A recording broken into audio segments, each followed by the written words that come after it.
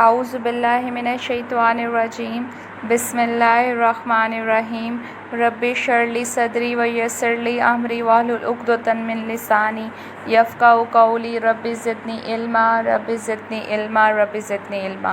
Date is 6 June 2020, Saturday, lecture number 2, class 10. SLOs you can see in the screen. Topic name: impact of nationalization on industry, education, commerce and trade. So here is a topic: impact of nationalization on industry, education, commerce and trade. So मैंने आपको पहले बेटा page number इस 6 to 8 मैंने आपको पहले बताया था कि बेनज़ीर भुट्टो जो एरा था वो क्या उसमें उसने बहुत ज़्यादा एक नेशनलाइज रिफ़ॉर्म किए थे लैंड उसमें उसने लैंड रिफ़ॉर्म्स किए थे कि कोई भी एक इंसान ज़्यादा हद तक जो है प्रॉपर्टी परचेज़ नहीं कर सकता।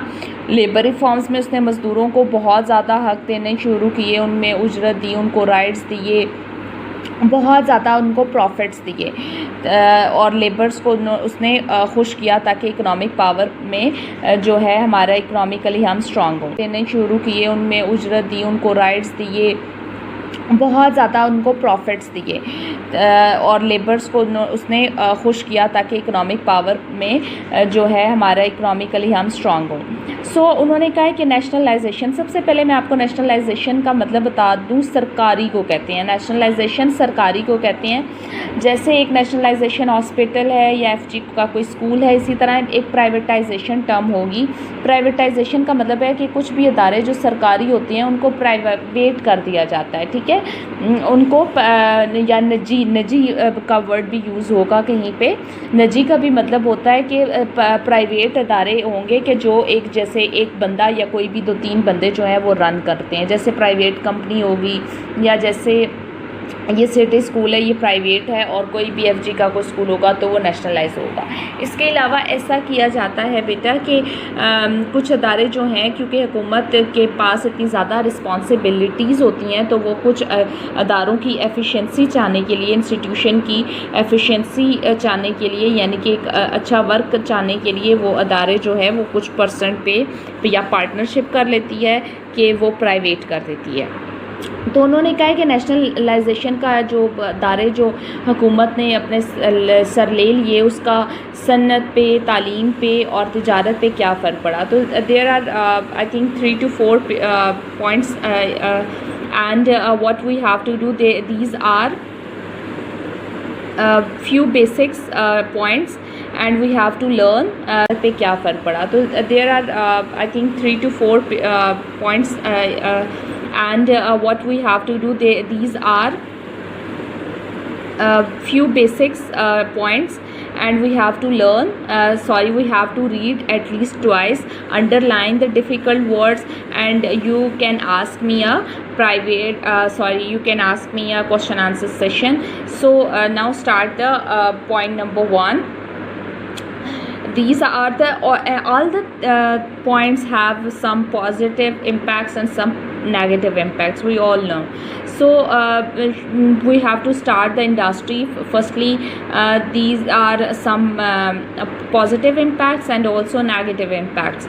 Now positive impacts में क्या आ रहा है, मस्बत कहते हैं असरात। जब सन्नत का पे बहुत ज़्यादा काम हुआ और ये इसको सरकार ने अपना पार्टनरशिप ले लिया, टैक्सेस ले लिए, तो इसका नेशनल पॉजिटिव इम्पैक्ट क्या हुआ। उन्होंने कहा 1972 की लेबर इस्लाहात से जो है मज़दूरों जो है ना, क्योंकि वो डर गए थे ना, कि पहले डर जाते थे कि हमें नौकरी से निकाल दिया जाएगा, तो अब उनका डर ख़त्म हो गया। उनकी ज़ाहिरी बात है उनको ईयरली बोनस मिलता रहा, उनके मतलब उनको एक प्रॉफिटेबल चीज़ें मिलती रही, तो उनके जो है में प्रोडक्शन में इजाफ़ा हुआ। इसके बाद जो है जो सनती अदारे थे ना वो टैक्स अदा करने लग गए थे, ठीक है, और मुल्क की तरक्की के लिए ना वो एक पार्ट अदा कर रहे थे। इसके बाद जो है जो मज़दूरों के साथ जो मिल कहते हैं, जो मज़दूरों के साथ जो मिल कहते हैं, जो कंपनी या मिल इंडस्ट्री के मालकान का जो रवैया था वो बेहतर हुआ।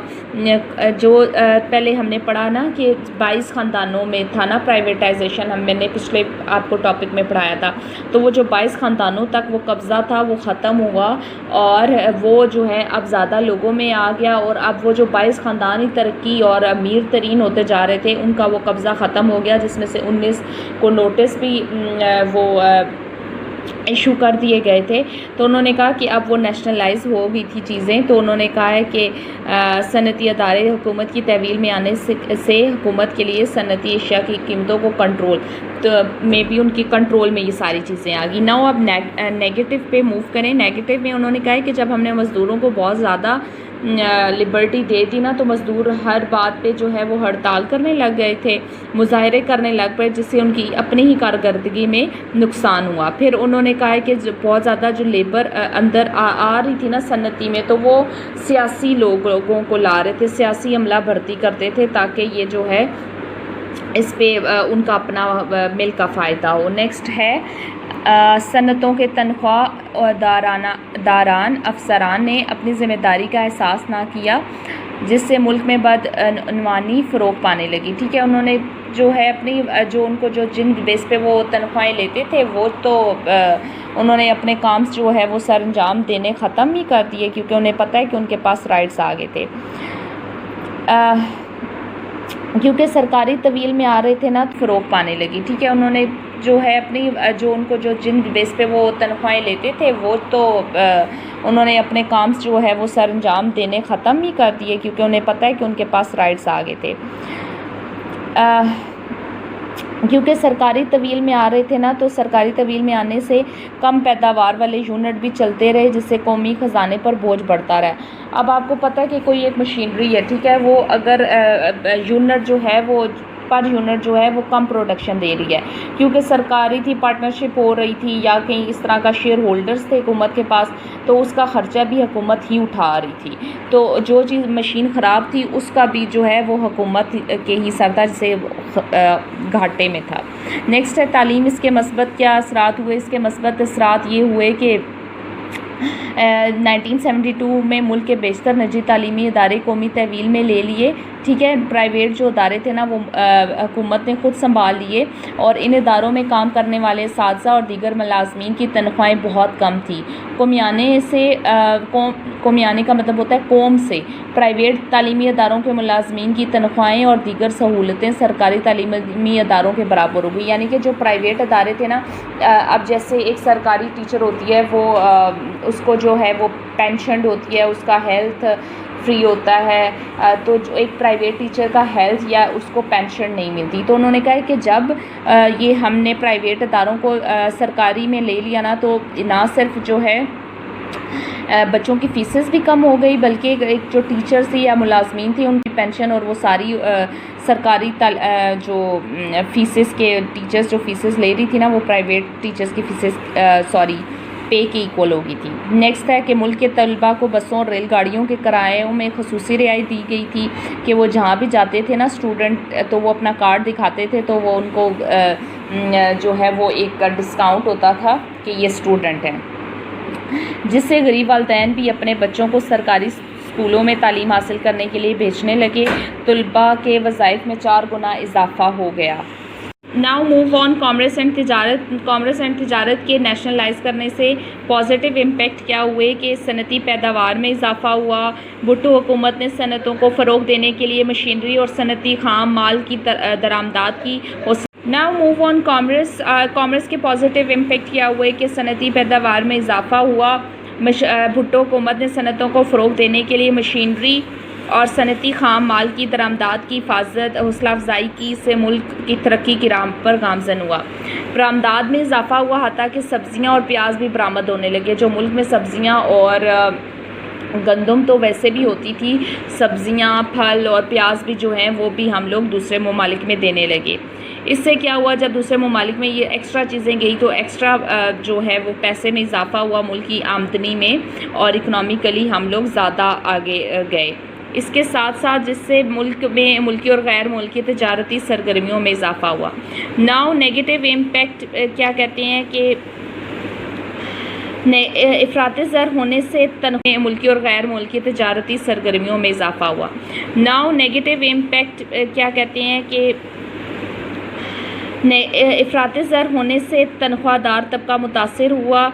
रुपए की कदर कम होने से बरामदात में तो इजाफ़ा हुआ, लेकिन महंगाई में भी इजाफ़ा हुआ, क्योंकि करेंसी में जो अब करेंसी की जो वैल्यू थी वो नहीं थी, डी वैल्यू थी हमारी करेंसी।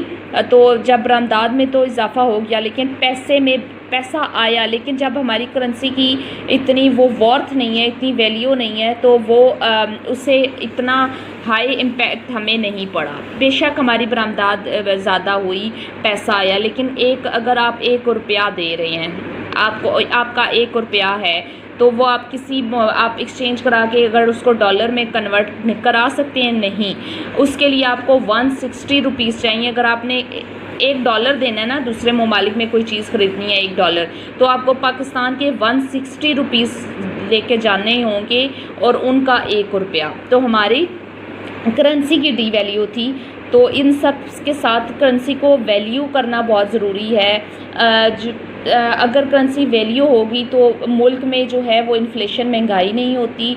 मुल्क में अगर बरामदात करें भी तो उसका हाई इम्पैक्ट होता है। लेकिन अगर उनका 1 रुपया, अगर डॉलर 1 रुपया, और अगर हमारा 90 या 60 होता ना, तो हम मतलब हमें जो है हम स्ट्रॉन्ग होते, इकनॉमिकली स्ट्रॉन्ग होते, हमें फ़ायदा होता। लेकिन 160 और 145 अगर पाकिस्तानी, कोई फ़ायदा नहीं है। मुल्की ख़जाने पर बोझ पड़ने से ज़र मुबादला के महफूज ज़खायर कम होने लगे। ज़ाहिरी बात है, जब आप मुलाजमीन सब हर चीज़ को नेशनलाइज़ कर रहे हैं, तो ज़ाहिरी बात है आप मिल में भी पार्टनरशिप कर रहे हैं, इंडस्ट्रीज़ में पार्टनरशिप कर रहे हैं, तो उसके भी अखराजात आपको उठाने पड़ेंगे। इसके बाद जो है आप लाज़मीन को तनख्वाहें भी देंगे, तो तनख्वाहें कौमी ख़जाने से जाएंगी, तो उसमें भी घाटा होगा। 1973 में तेल की कीमतें ज़्यादा होने से पाकिस्तान का तवाज़न तजारत खसारे की तरफ चला गया। कि जब पाकिस्तान में तेल की कीमतों में जो इजाफ़ा हुआ ना, तो हम बेशक तजारत करें, तो ऑयल जब वो महंगा हुआ तो हमारा हम लोग एक नुकसान में चले गए। So these are the 3 points, and having some positive impact or negative impact, you have to learn this.